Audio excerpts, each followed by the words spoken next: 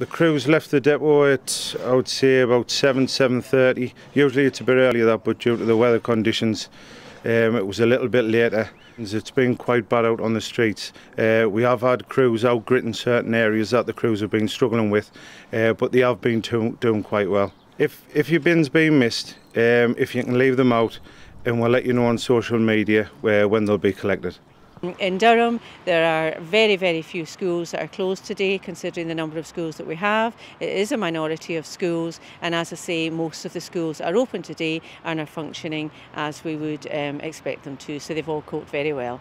All of our schools do have a very robust process, for example, for informing parents if the school is going to be closed.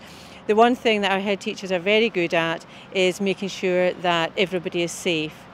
The first priority is to keep the school open, of course. A closure of a school is not anything we take lightly. However, we need to make sure children are safe. And of course, it's not just actually the school. Sometimes the bus companies cannot actually transport the children to school because of the road conditions. Absolutely, all our priority 1 routes have been gritted, and from this afternoon, all our priority 2 routes have also been gritted and ploughed as required. Yeah, we've had very challenging conditions over the last 24 hours. Our gritters have been out treating the roads almost continuously. We was out from 4 o'clock yesterday and out a couple of times during the evening. Then the heavy snow particularly hit around midnight and the early hours. So the gritters were particularly busy ploughing the roads, keeping them open and putting further grit down. It was quite heavy snow as well in a short period of time.